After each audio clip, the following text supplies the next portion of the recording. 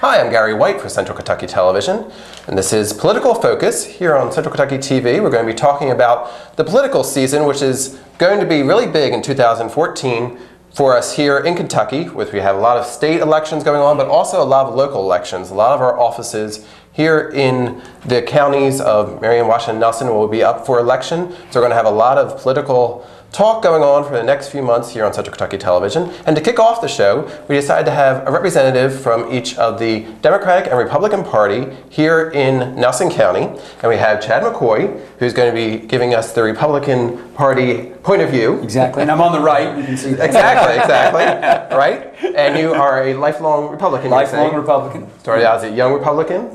Correct, in college. In fact, when I went to my first time to vote, my grandmother worked at the clerk's office, and she pulled out the Democrat book and looked for my name. And I only noticed that it all said DEM beside it, and the lady went, "I don't think you've registered." I said, "No, ma'am, I'm in the Republican one." And being in Eastern Kentucky, there are no Republicans. There's two pages of us. Too easy to find. Exactly. Good old days. And on the left side here, we have Kenny Fogel, who's going to give us the Democratic side. And are you a lifelong Democrat? I have been all my life, a lifelong Democrat. I've wavered back and forth all my life, but registered Democrat all my life, and still on the executive committee now here in Nelson County. So I'm in the Democratic column, yes. Okay, great. So we have each point of view that we're going to get for us here on Political Focus. Let's start off by talking a little bit about the two parties, the Republican and Democratic Party. For you, what does the Republican Party mean? Why do you feel that that's the best party for you? And that's going to be a very individualized answer, because my party right now is obviously very split. We've got the Tea Party on one side, we've got what I call the Christian conservatives on the other, and I don't mean to be offensive to anybody. I'm probably in neither of those. I'm a libertarian Republican, and what I mean by that is I'm a very big believer in that government is not the answer to our problems. I think that people need to take personal responsibility for their actions, and my belief in it is do what you want as long as what you do doesn't harm others. And so whenever I look at political issues, I will first ask the question of, gosh, is that a government function?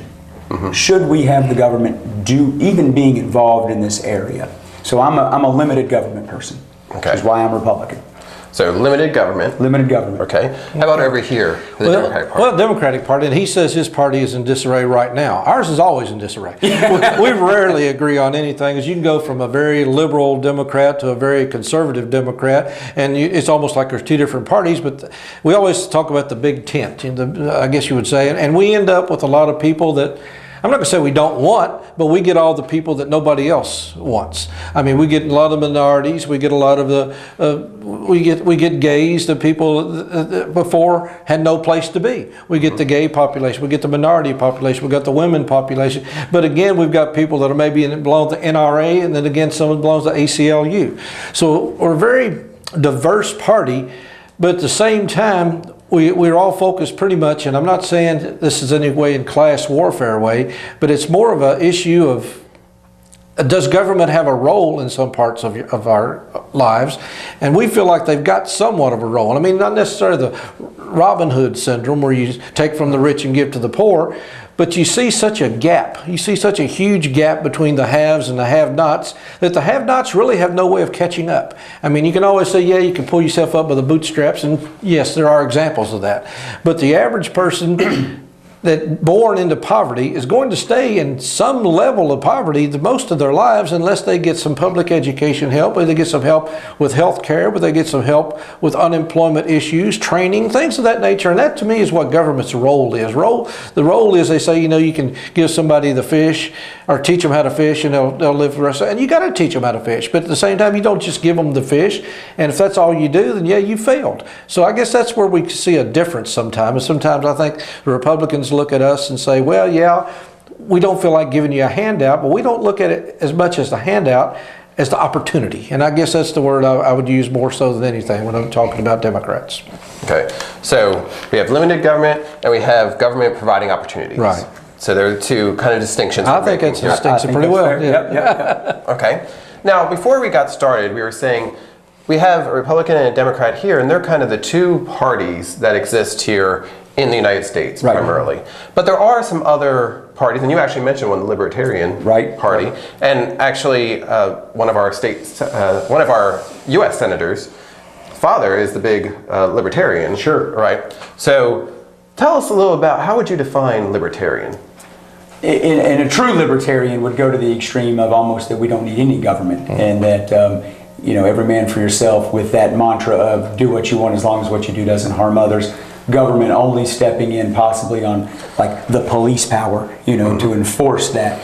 I'm certainly not that far, but that is the other party, or that is a party that's out there. Okay. Ayn Rand, I guess, is the champion of that one with the Atlas Shrugged stuff. Now, too, you mentioned the Tea Party. Correct. Some people are saying, is that kind of trying to create its own party, or is it really staying within the Republican Party? And both of you can have a point of view on that. I think similar to what Kenny was saying earlier with the Democrats, by default, we're going to get the Tea Party because you guys aren't going to take them. and I may be one. I'm not even sure what they are. They seem to be financially conservative, but sometimes they do tend to get a little... what's the word I'm looking for? With their social policies as well. So conservative. I'm not sure if they're going to. I see a battle going on within the Republican Party. I think we will always keep the Tea Party around. Well, I like parts of what, and to be honest with you, being as a Democrat, I like what some of the things the Tea Party stands for. I went to the Tea Party meeting a few weeks ago, and Congressman Thomas Massey was there, and he was fascinating. And some of the things he told of what goes on in Congress is absolutely unbelievable, because, and I agree with what he was saying, but at the same time, when it becomes, you got to take the political agenda out of it.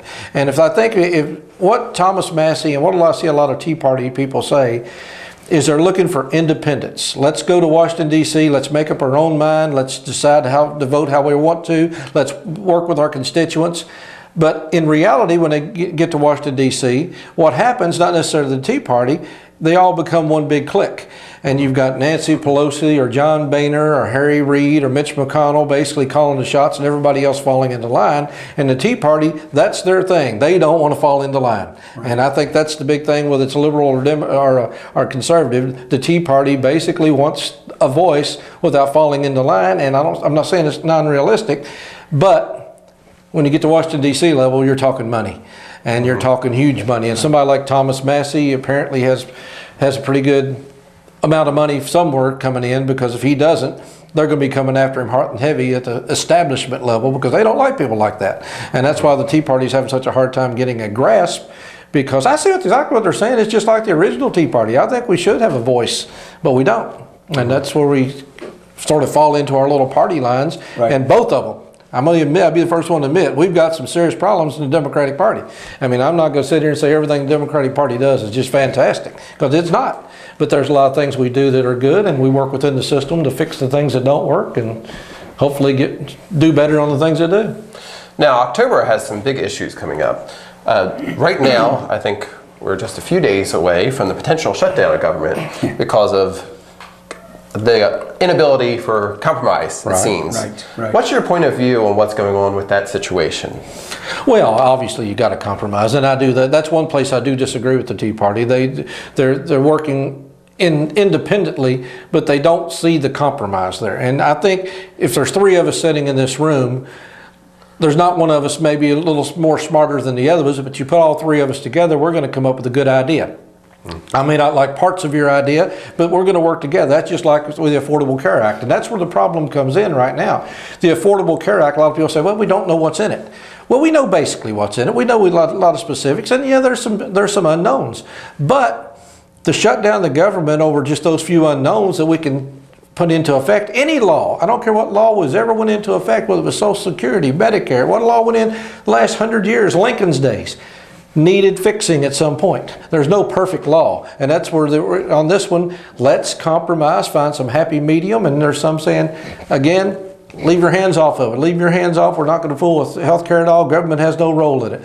That's one end of the issue, and the other end of the issue says government should be doing it all. And these people are not talking to each other, Democrats and Republicans alike. There's the people on each of the wings are holding everybody else hostage.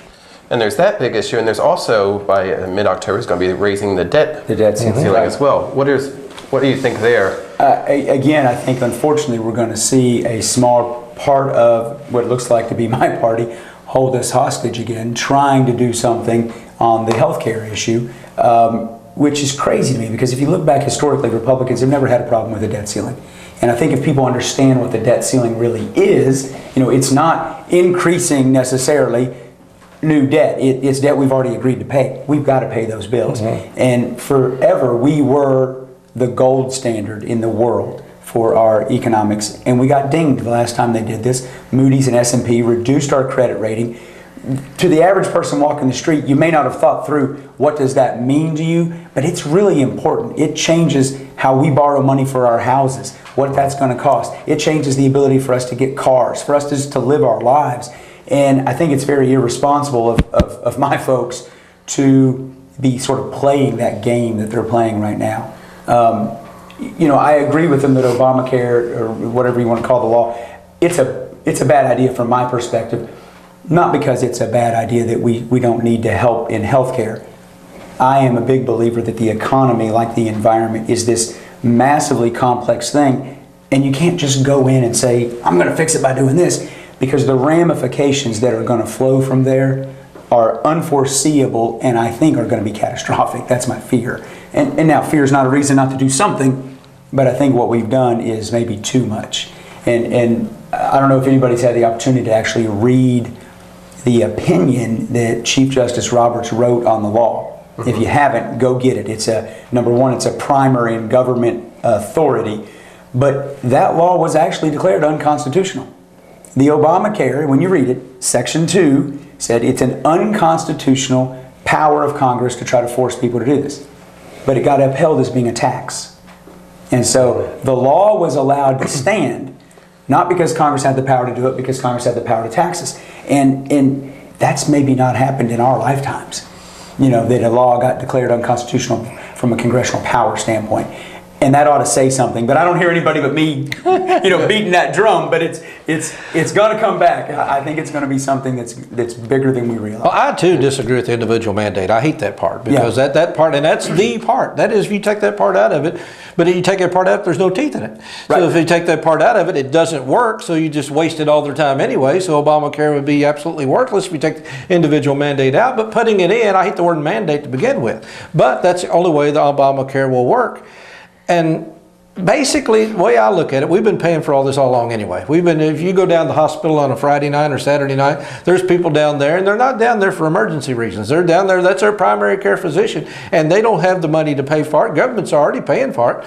So in a way, Obamacare has been in effect for 40 or 50 years. It's just now they're going to send them to a pick your own physician, and that may come up with a problem, because there's not enough physicians to take care of everybody. That's going to be one of the big issues that people are going to run into. So there are going to be problems. There's no question that there's problems with Obamacare, but we've got to do something. I mean, what's been going on for the last 40 years is unacceptable.